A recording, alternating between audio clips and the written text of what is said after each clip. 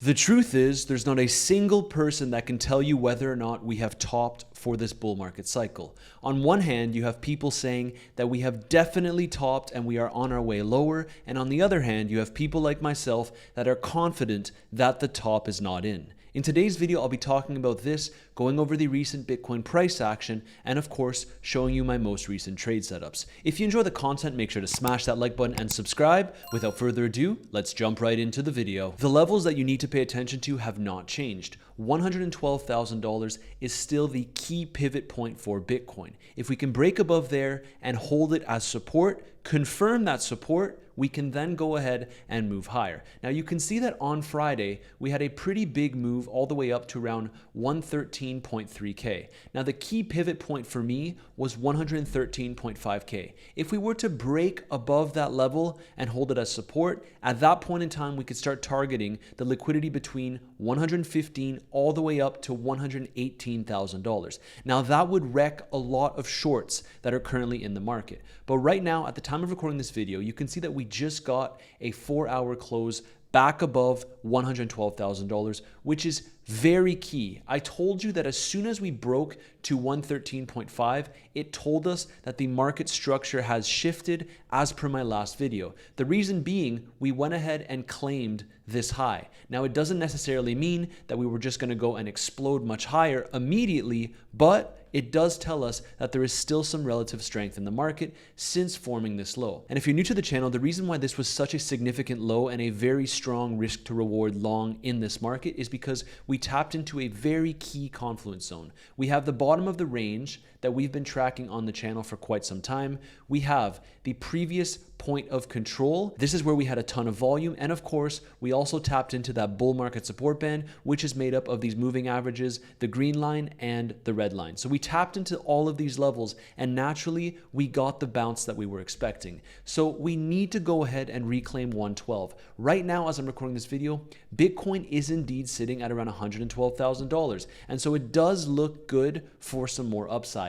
This is the key pivot point. Now, I want to also show you this chart, which we outlined, and this is what I was talking about by saying that the market structure has shifted ever so slightly when we went ahead and reclaimed these highs. We were forming lower high after lower high after lower high, as I covered in last week's video, and now we finally broke it, suggesting that there is some more momentum to the upside. Now, if we were to draw a trend line here, you can see that we are continuing to hold this as support, which is ultimately very, very positive. I wouldn't want to see us go ahead and break down from here, but ultimately the key pivot point that you want to pay attention to, as I've been saying over and over again, is $112,000. And the reason why this level is so important is because it does coincide with that previous all-time high that we set in May of this year. And this other blue line down here, which we've been covering on the channel, coincides with the inauguration high, which is right around 109.4K. So far so good. Bitcoin looks like it wants to confirm a strong break above $112,000,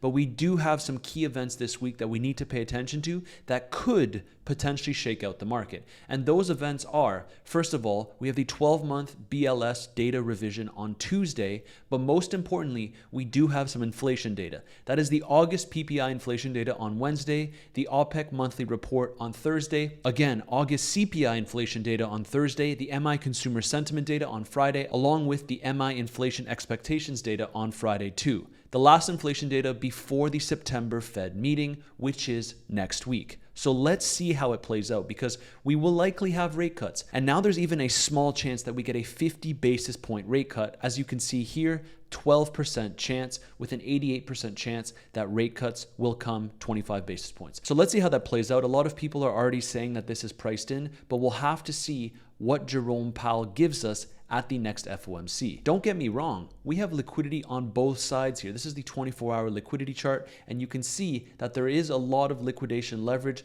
up here above $112,000, but some more and more people started to go long around 110K. And that includes me, where you can see I already secured around $10,000 profit. Now, we took 50% profit here on the trade last week when Bitcoin crawled up above $113,000, and now I am currently holding the rest of my position. So let's see how it plays out. could potentially be making a solid 20K profit here.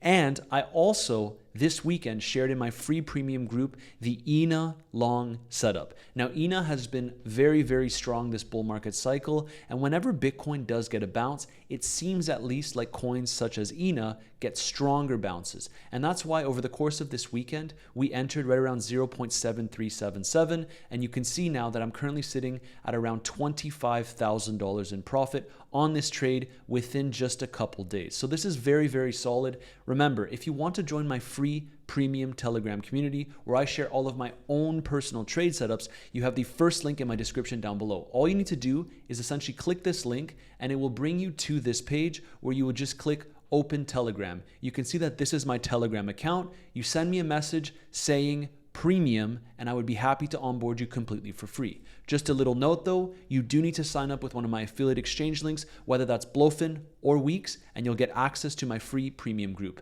The thing with my group is that it's not just random trade setups, it's my own personal trade setups. There's a lot of groups like this in the crypto space where people are just spamming different setups, but I am trading this with my own capital. So anything that I share in the group, you can rest assured that I am actively trading it. Now back to the charts. So I still think that ENA has some more upside, assuming that Bitcoin can go ahead and hold $112,000 as support.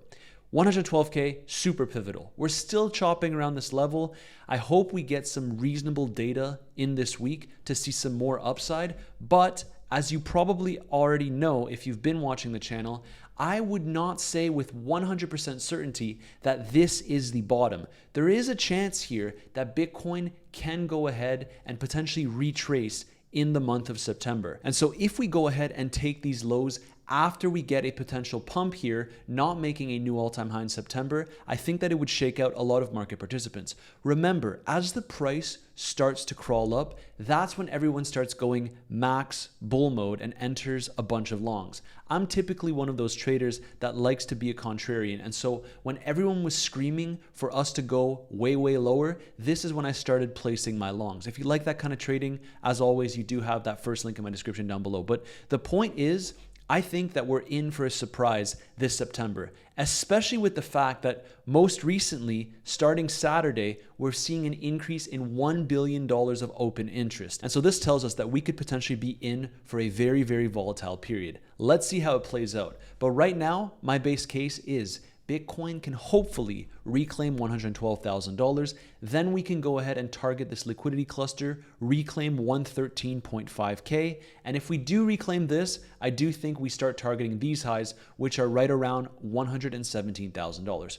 Now, what comes there? That will be a little bit of a tricky environment, but I'll make sure to keep you updated as it pertains to my trades. The thing is, I would actually be looking for potential shorts if we start stalling out around this level. So keep that in mind. The market has been tricky here, and it hasn't been the easiest of environments if you're not a seasoned trader. Now, I also wanted to show you one of my favorite charts because we talked about the liquidity on both sides. However, on the 30-day time frame, you can still see that there is still 2 times more cumulative short liquidation leverage than cumulative long liquidation leverage. And so this tells me that we do have at least enough fuel to go ahead and grab this huge cluster of liquidity between 113.3 all the way up to around 114.2. So let's see how it plays out. Maybe we go ahead and reclaim this level. That would ultimately be very positive for some of my longs. But as I said, I am currently eyeing some potential shorts in this market. Now that is only for trading. I saw some questions in my last video when I talked about when we could be expecting the bull market to actually be over. That is the point in time where I would be selling my spot positions too. Now, I will never sell 100% of my Bitcoin, but I will be selling a good amount of it, probably around 50 to 70% going into the bear market to prepare to be able to accumulate at much lower levels. And yes, I do think that we will have a bear market because now I'm starting to see a lot of theories that the 4-year cycle is null and void, and we will likely have continuation into 2026, well into 2027, and the super cycle is here. Guys, if it ain't broke, don't fix it. I am expecting a bear market in 2026, and this would be in line with the 4-year cycle theory. just telling you how I'm playing it. Maybe you don't believe me. Maybe you want to hold your assets into the bear market, but that couldn't be me. And I will guide you as to how I am currently navigating this market. So if you enjoy the content, make sure to go ahead and smash that like button and subscribe. It really helps us grow the channel. We are almost at 5,000 subscribers. So thank you for all of your support. Now, I also wanted to quickly go over this because we talked about how 2021 is potentially repeating in this cycle in my last video. And you can see that more and more people are saying, I can't unsee this now. You can see that we had this zone before the last leg higher, then we pumped above the all-time high, and then we came down into a bear market. However, if you go to this guy's comment section, you can see another similar scenario, and that is 2025 to 2017. And it looks like we have just potentially hit the next pivot point, which could be sending us much higher. My base case here is that even though Bitcoin may go a little bit lower in September, I still think that we have one last aggressive leg higher in this bull market cycle. Right now, we are seeing that altcoins are actually outperforming Bitcoin ever so slightly. And this is truly in line with our expectations that whenever we hit the bottom of a given range, when Bitcoin does go ahead and get a bounce, that is when altcoins can outperform. But the best case scenario for this bull market cycle would be whether or not we have this correction a little bit lower and we continue to just chop around here, instead of just distributing, we end up consolidating and then we have our last leg higher. Then Bitcoin distributes around these levels, and that is when we could see a decent altcoin season. Keyword, decent. I don't think that we're ever going to see the altcoin euphoria that we've seen in the previous cycles, simply because there's just way too many cryptocurrencies. And I will likely be trading this period in the market with leverage and exiting my positions as soon as I make some profits that I'm content with. That is how I will be playing this altcoin season. Personally, this cycle, I have not been a long-term spot holder of any altcoins. And if you've been watching the channel, you know that I've been an advocate for literally just holding Bitcoin and Ethereum. And just some quick news as I wrap up this video, NASDAQ files with the SEC to allow tokenization and blockchain listing of stocks. This is huge, paving the way for 24/7 trading of the stock market. Then we also have Michael Saylor. Naturally, he bought some more Bitcoin, just under 2,000 Bitcoins, worth just over $200 million. He just keeps on accumulating. And in case you didn't know, I also wanted to share the fact that Robinhood did join the S&P 500, which is huge. However, Michael Saylor's strategy failed to be listed. And so a lot of people were expecting this to be a massive event, which should fuel us higher, but unfortunately they failed to meet the requirements to be listed on the S&P 500.